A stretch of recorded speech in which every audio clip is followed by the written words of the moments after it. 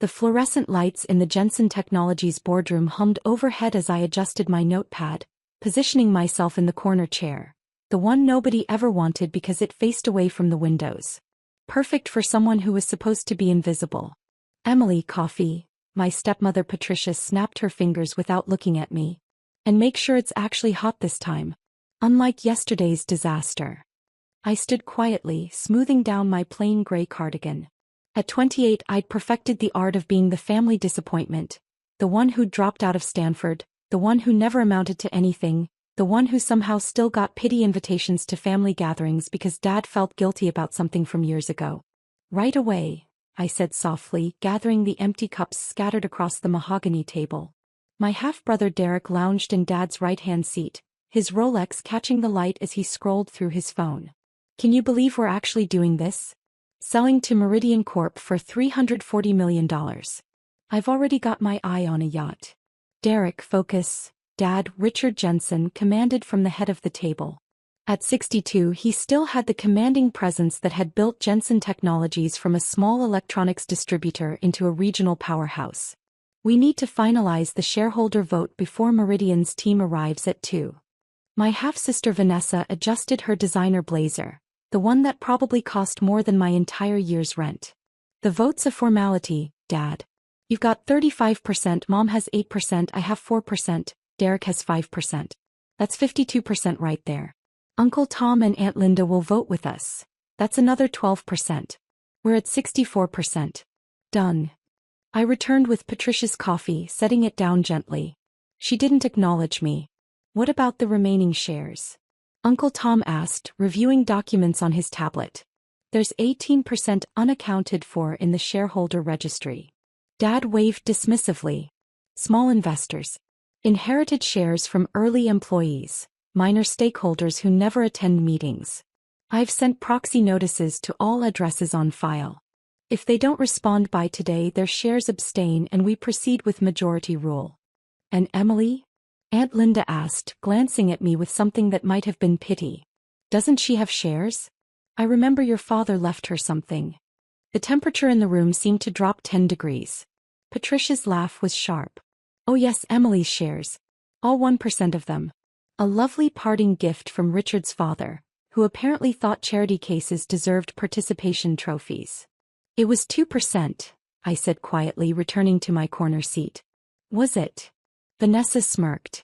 Forgive us for not keeping track of your vast empire, Em.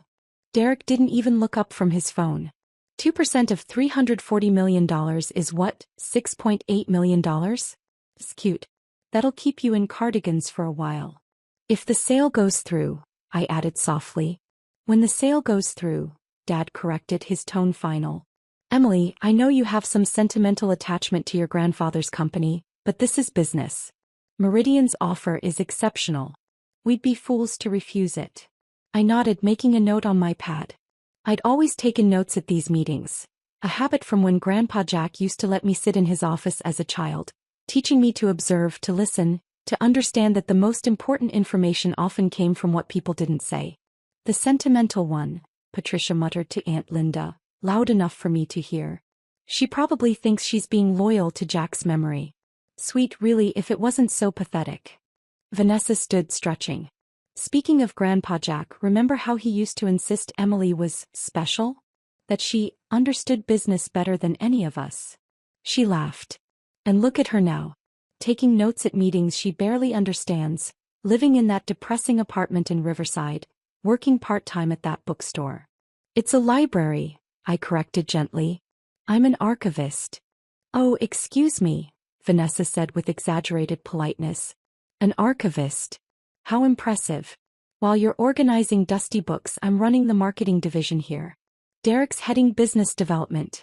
What exactly have you contributed to Jensen Technologies beyond awkward silences and sad cardigans? I didn't respond. There was no point. Dad checked his watch, a Patek Philippe that Grandpa Jack had given him 30 years ago. All right, let's make this official. We need to vote before Meridian arrives.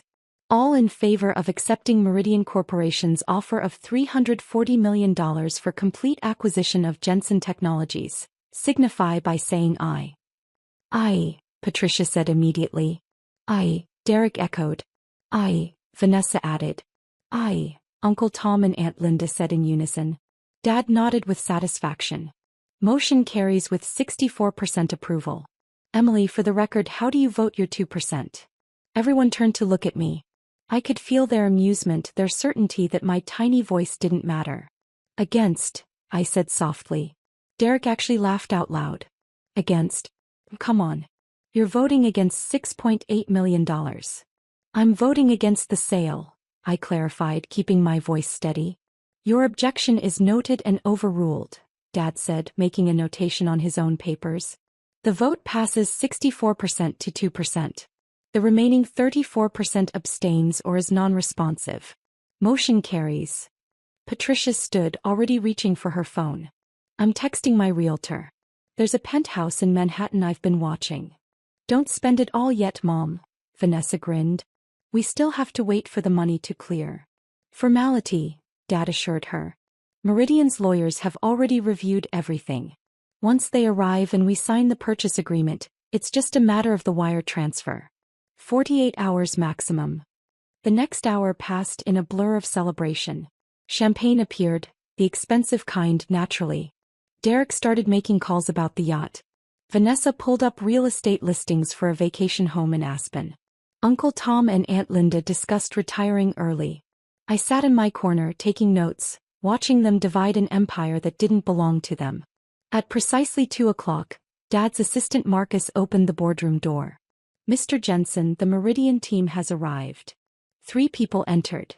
James Wellington, Meridian CEO, flanked by 2 lawyers carrying briefcases that probably cost more than my car.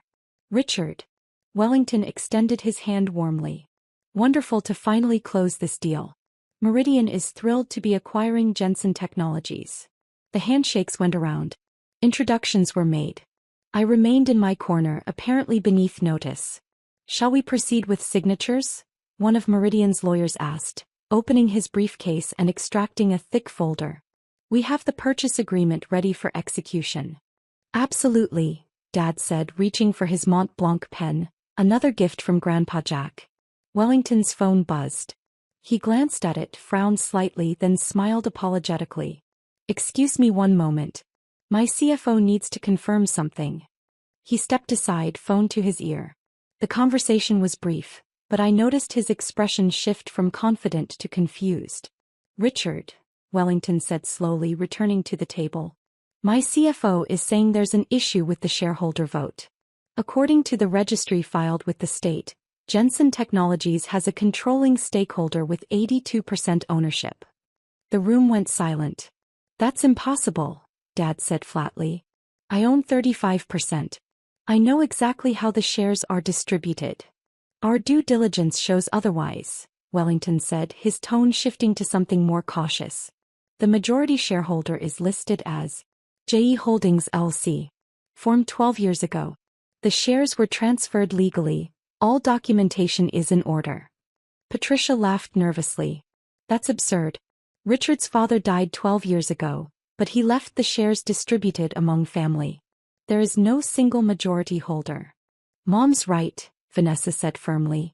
This is obviously an administrative error. Wellington's lawyer was already on his laptop, pulling up documents. Sir, I'm looking at the state filing now. JE Holdings LLC holds 82% of Jensen Technologies shares. The transfer was registered on March 15, 12 years ago, 2 weeks before Jack Jensen's death. Dad's face had gone pale. Jack never mentioned anything about forming a holding company. Who controls this LLC? Derek demanded. What's the registered agent? The lawyer scrolled through documents. The registered agent is listed as Morrison Chin and Associates, corporate law firm downtown. Uncle Tom leaned forward. I know that firm. They handled Dad's estate planning. But 82%? That's impossible. Even if he'd consolidated his own shares and some he'd bought back over the years, that's only, maybe 45% at most. Unless he'd been acquiring shares quietly for years, Aunt Linda said slowly. Buying out old employees, small investors. But why? Patricia's voice had risen an octave. Why would he do that and not tell anyone? I continued taking notes, my handwriting neat and steady. Dad turned to Marcus. Call Morrison Chin immediately. I need to know who controls JE Holdings. Marcus hurried out, phone already in hand. Wellington closed his briefcase. Richard, I'm afraid until this is resolved, Meridian cannot proceed with the acquisition. We need clear title and proper authorization from the controlling shareholder. This is a delay tactic, Derek said hotly. Some competitor trying to sabotage the deal. Or a clerical error, Vanessa added, though her confidence had dimmed.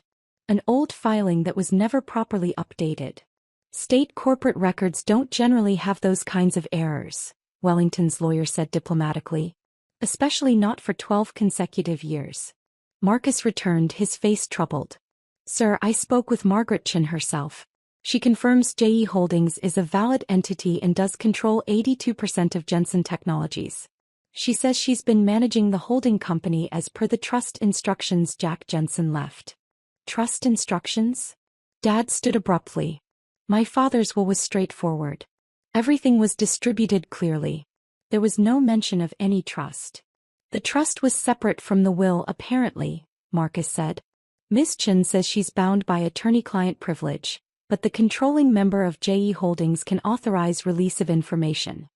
Then get them on the phone. Patricia nearly shouted. Who is it? Marcus hesitated. Miss Chin says the controlling member is in this room. Every head swiveled, looking at each other with suspicion and confusion. That's ridiculous, Uncle Tom said. None of us control any holding company.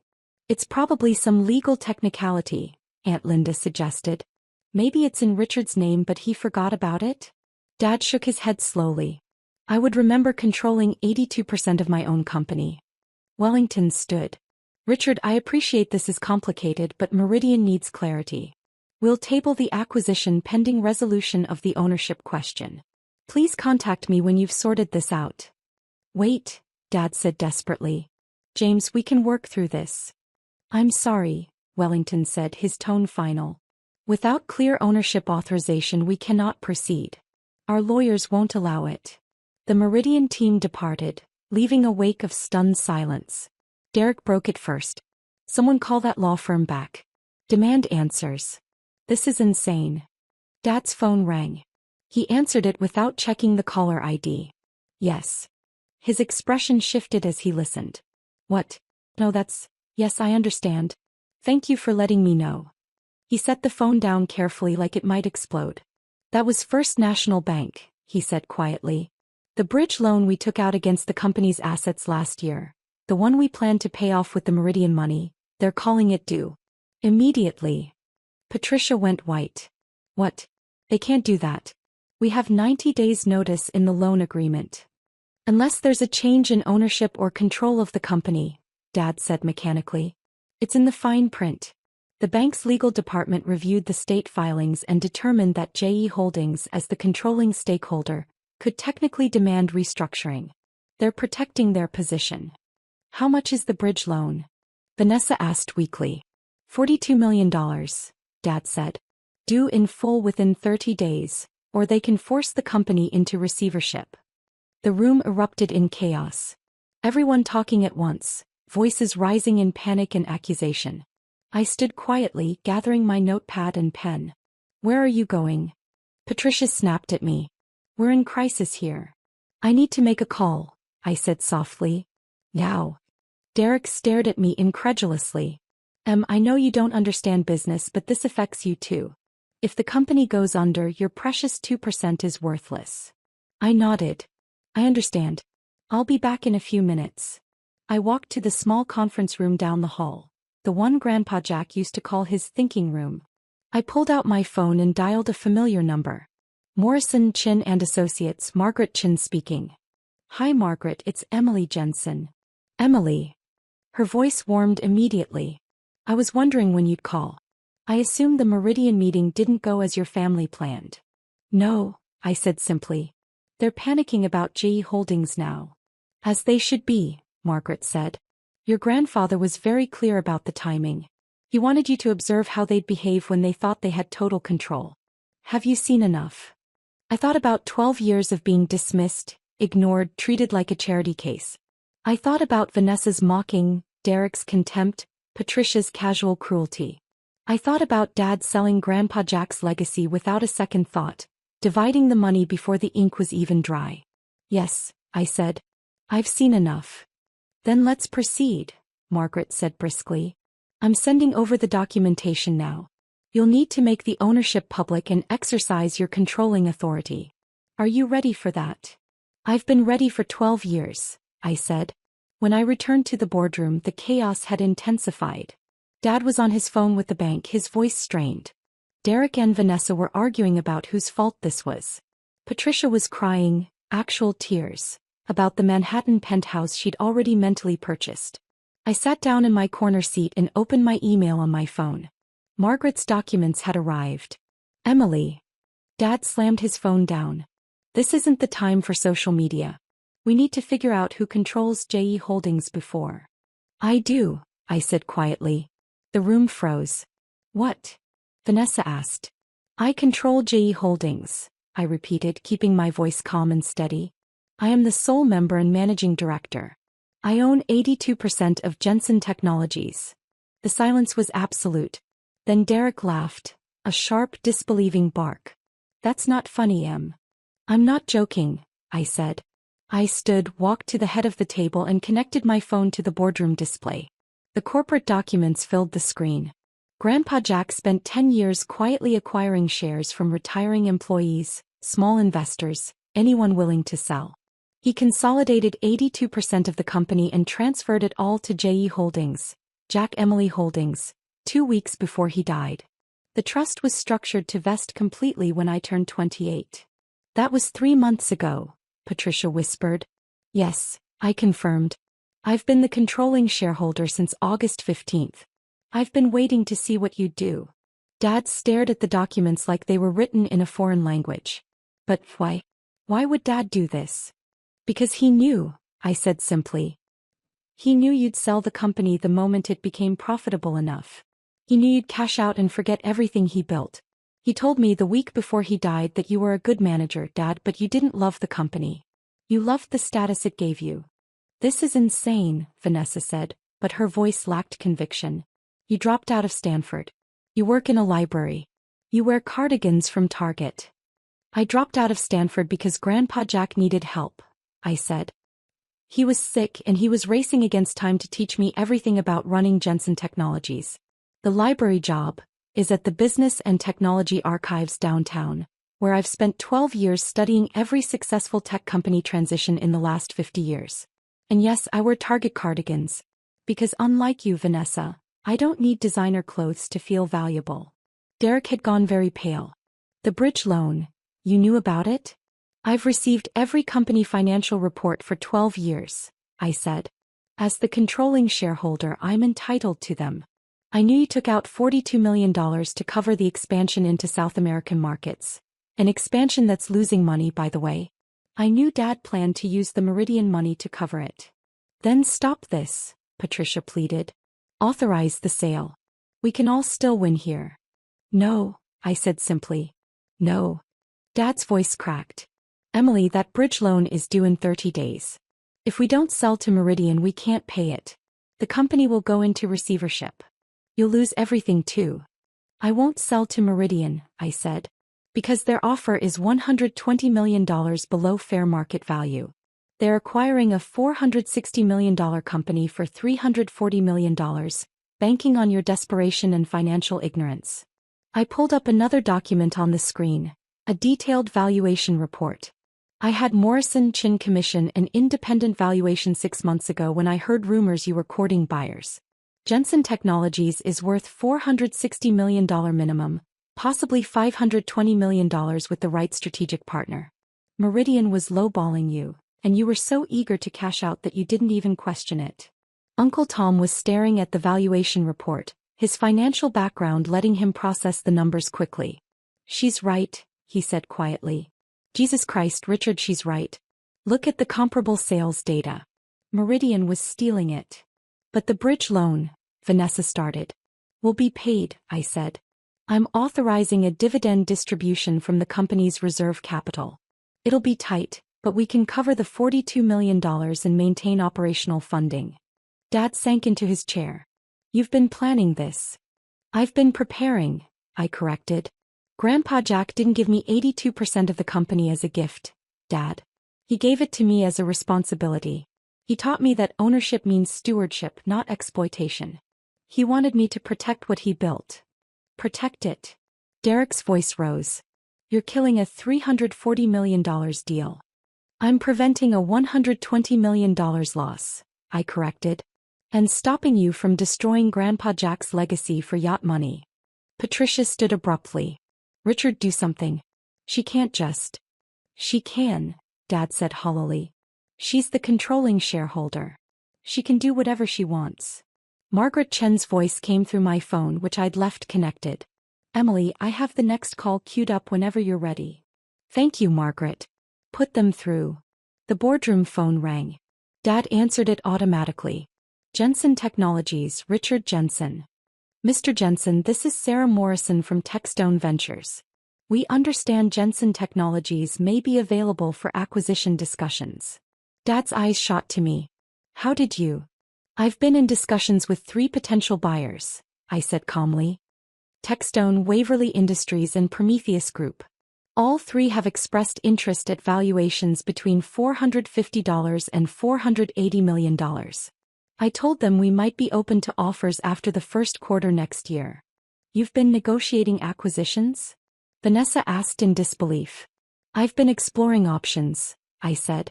The difference is I actually researched fair market value first. Sarah Morrison's voice continued through the speaker. We're prepared to open discussions immediately if there's interest.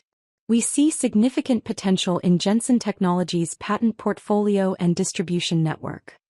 Dad looked at me and for the first time I saw something other than dismissal in his eyes. Fear maybe. Or respect. Ms. Morrison, I said leaning toward the phone, this is Emily Jensen, controlling shareholder. We appreciate Techstone's interest, but we're not pursuing acquisition at this time. I'll have our corporate counsel reach out if that changes. Of course, Ms. Jensen. We look forward to hearing from you. The call ended. Derek broke the silence. You're not selling. Not now, I confirmed. Maybe not ever. I haven't decided yet. What are you going to do? Aunt Linda asked quietly. Run the company, I said simply. The way Grandpa Jack would have wanted. Sustainably. Responsibly. With actual long-term vision instead of quarterly profit chasing. I pulled up another document.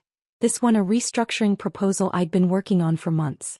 Effective immediately, I'm exercising my authority as controlling shareholder to implement the following changes.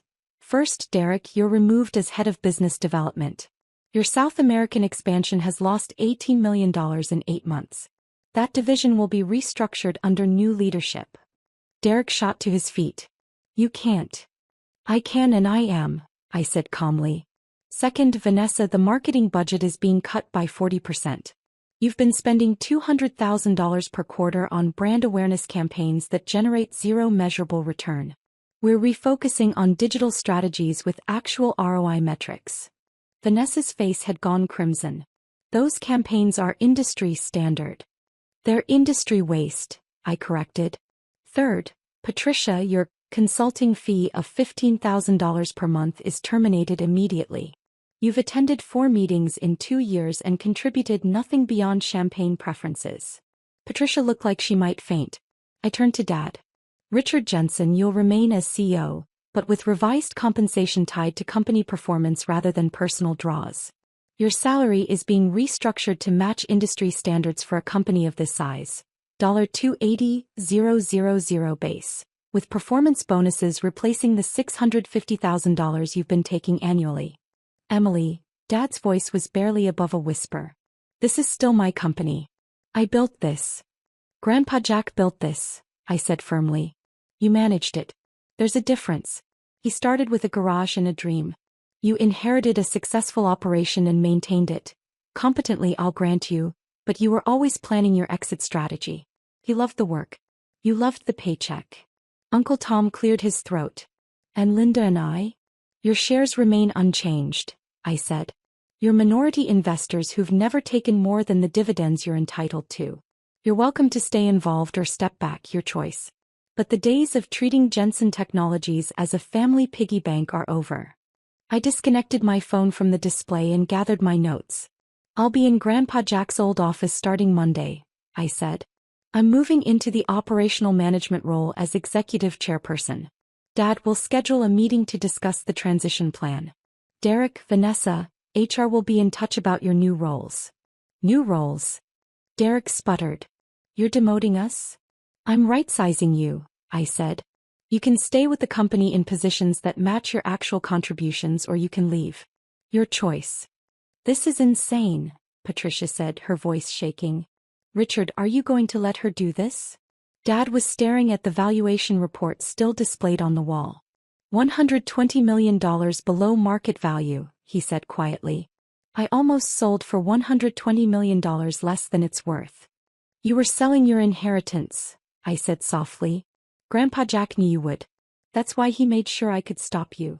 Vanessa found her voice, though it cracked. So what, you're just going to run everything now? You who knows nothing about. I know the company did $89 million in revenue last year with a 23% profit margin, I interrupted. I know our strongest market is commercial electronics distribution in the Pacific Northwest, with emerging strength in medical device supply chains. I know our biggest operational inefficiency is the fulfillment center in Portland, which runs at 68% capacity because Derek negotiated a lease 3 times larger than we needed. Derek had no response. I know our 3 most valuable employees are Sarah Chin in logistics, Marcus Thomas in operations and Jennifer Wu in product development, none of whom have received raises in 18 months despite being headhunted regularly by competitors. That changes Monday. I turned to leave, then paused at the door. One more thing, I said. The penthouse in Manhattan, Patricia? The yacht, Derek? The Aspen property, Vanessa? Consider those dreams postponed. But if you work with me instead of against me, if you actually contribute to building this company instead of harvesting it, maybe we'll all do well enough that you can afford those things eventually. And if we refuse? Vanessa challenged. Then you can exercise your right as minority shareholders to sell your shares, I said. I'm sure you can find a buyer. Though I should mention that as controlling shareholder, I have right of first refusal. And I'll be valuing those shares based on the same careful analysis Grandpa Jack taught me. I left them sitting in stunned silence and walked down the hall to Grandpa Jack's office. My office now. The door had been locked since his death, preserved like a museum. I had the key, I'd always had the key. Inside, everything was exactly as he'd left it. The worn leather chair. The wall of books about manufacturing, distribution, business ethics. The photo of us together at my college graduation from the business program I'd completed online while caring for him. The graduation my family hadn't attended because it wasn't Stanford. On the desk, in a sealed envelope with my name on it, was a letter. I'd known it was here. Margaret had told me about it, but I'd waited until today to read it. Emily, if you're reading this, you've reached 28 and claimed your inheritance. I hope I taught you enough. I hope you're ready. Your father is a good man, but he mistakes money for success and status for achievement. Your stepmother and step-siblings see the company as a resource to extract rather than a legacy to build. I don't blame them. Our culture teaches that exit strategies are smart and cashing out is winning. But you understood even as a child that building something matters more than selling it.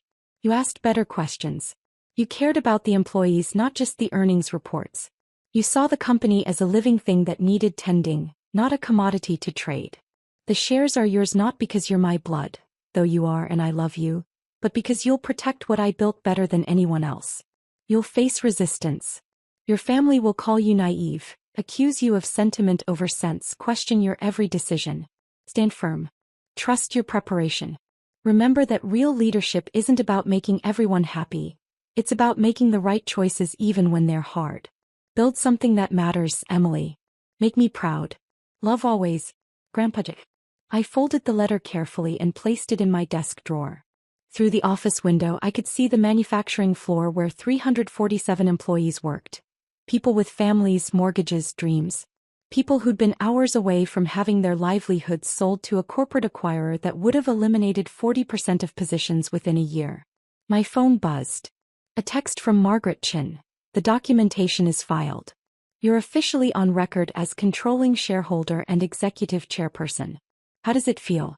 I looked around the office, felt the weight of responsibility settling onto my shoulders like a familiar coat. Feels like coming home, I typed back. Another text, this one from an unknown number. This is Sarah Chin from Logistics. Marcus told me what happened in the board meeting. Thank you. Some of us have been hoping someone would stand up to them for years. Then another, Jennifer Wu here. Heard you're taking over. Does this mean the Innovation Lab project might actually get funded? And another, Tom Jensen. Your grandfather would be proud. I'm sorry I didn't see what he saw sooner. If you need an ally on the board, you have one. I spent the rest of the afternoon in that office, reviewing 12 years of financial reports, operational data, employee files. By the time the sun set, I had a clear picture of everything that needed to change. At 7 p.m., Dad knocked on my door. He looked older than he had that morning, the confidence stripped away to reveal something more uncertain. Can I come in? I nodded, gesturing to the chair across from my desk. He sat slowly, looking around the office. I haven't been in here since he died. I couldn't face it. I know, I said. You really knew everything? For 12 years you've been watching, learning, preparing. Yes. He was quiet for a long moment. Why didn't you say something? Why didn't you tell me you were being groomed to take over? Because Grandpa Jack wanted me to earn it, not inherit it, I said. He wanted me to understand the company from the ground up, to see how it actually works rather than how it looks from the corner office. And he wanted me to see who you all really were when you thought I didn't matter. Dad flinched. I'm not trying to hurt you, I said more gently. But Grandpa Jack was right, you were always planning to sell. You saw the company as your retirement fund, not your life's work. And you see it differently? I see it as 347 people's livelihoods, I said. I see it as a legacy that matters. I see it as something worth building instead of cashing out. He nodded slowly. The Meridian offer. Was I really about to lose $120 million? At minimum, I confirmed. Possibly more. Wellington saw you were desperate because of the bridge loan. He structured the offer to exploit that desperation. And you have other buyers interested at higher prices? 3 of them, yes. But I'm not interested in selling to any of them right now. Maybe someday if the right opportunity comes along, one that protects employees and preserves the legacy. But not today. Dad stood, walked to the window overlooking the manufacturing floor. Your grandfather and I fought sometimes. He thought I was too focused on short-term gains. I thought he was too sentimental about business. You were both right, I said. Business needs both profit and purpose. He turned back to me.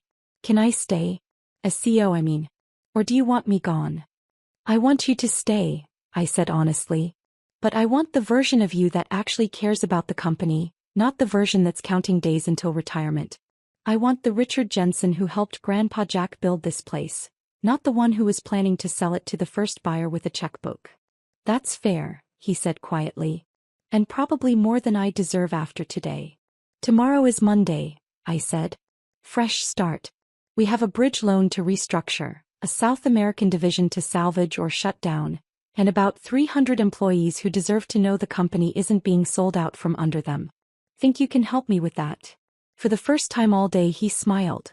A real smile, not the corporate mask he usually wore. I think I'd like to try. After he left, I sat alone in the office as darkness fell outside. My phone continued to buzz with messages. Some supportive, some confused, some angry. Vanessa had sent a 3-paragraph text full of accusations and wounded pride. Derek had sent a terse, "This isn't over." Patricia had sent nothing at all. But there were also messages from employees I'd never met, thanking me for saving their jobs. From managers expressing relief that someone was finally addressing long-standing problems. From Margaret Chin confirming that all legal documentation was properly filed and my authority was unassailable. I thought about Grandpa Jack's letter, about his faith that I'd be ready for this moment. I thought about 12 years of being dismissed, underestimated, treated like a failure. I thought about wearing Target cardigans to board meetings while my family dripped in designer labels, knowing exactly why I did it. To stay invisible until the moment I chose to be seen. The moment had come. And I was ready. In the corner of the office, half hidden behind filing cabinets, I found one more thing Grandpa Jack had left me. a small plaque that had hung on his wall for 40 years. The best time to plant a tree was 20 years ago. The second best time is today. I hung it back on the wall where it belonged. Then I opened my laptop and got to work. There were 347 employees counting on me, a legacy to protect and a company to build. Tomorrow the real work began. But tonight, sitting in my grandfather's chair in the office that was now mine, wearing my Target cardigan and looking out over the manufacturing floor where it all started, I finally understood what he'd known all along. It was never about the money. It was about building something that mattered. And that was something my family had forgotten, but something I would never let them forget again. The lights of Jensen Technologies glowed in the darkness, and somewhere in that light I could feel Grandpa Jack smiling. "Well done, Emily. Now show them what you're really capable of." And I would. Starting Monday,